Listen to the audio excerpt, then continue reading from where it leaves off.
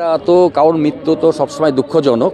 আমাদের উনি 3বারের ওখানকার প্রধানমন্ত্রী ছিলেন, বেগম খালেদা জিয়া।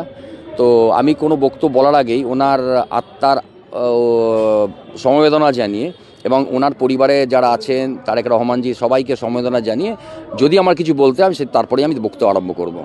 তো এর জন্যে আমরা ব্যক্তিগতভাবে এবং ভারতবাসীর তরফ থেকে আমরা সমবেদনা জানাচ্ছি তার আত্মার প্রতি, এবং ওখানকার যারা পিতৃহারা হলেন, মাতৃহারা হলেন, তাদের সকলের প্রতি সমবেদনা রইল।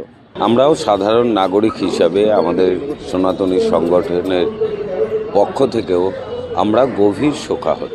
তার পরিবার, তার পরিজন, তার ভালোবাসার মানুষ, বাংলাদেশের প্রতিটি নাগরিক এর জন্য শোকাহত। আমরাও শোকাহত, আমরা সমবেদনা জানাচ্ছি তাকে। নতুন এবং ফিরে আসা গ্রাহকদের জন্য নগদে চলছে ক্যাশব্যাক সহ প্রতিদিন হাজারো উপহার জেতার সুযোগ। হবে আশা আর ফেরা সারপ্রাইজ সেরা। বাংলাদেশের প্রধানমন্ত্রী ছিলেন এবং তিনি বাংলাদেশের জন্য অনেক কাজই করেছেন।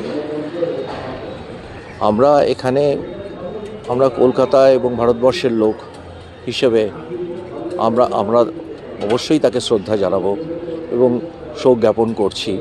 তার কারণ তিনিও একজন প্রধানমন্ত্রী ছিলেন বাংলাদেশের, এবং আজ স্বাধীন ভারতের একজন নাগরিক হিসাবে আমি তার আত্মার জন্য আত্মার শান্তির কামনা করছি।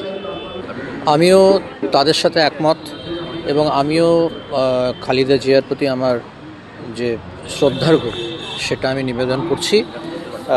এবং উনি দীর্ঘদিন বাংলাদেশের প্রধানমন্ত্রী ছিলেন এবং সেই সূত্রে, এবং উনি একজন বড় নেতা বাংলাদেশের, সেই হিসেবে ওনার আজকে প্রয়াণ দিবসে আজকে উনি মারা গেছেন, তার জন্য আমি আমার আন্তরিক শোক এবং আমার শ্রদ্ধার্ঘ্য আমি তাকে নিবেদন করলাম।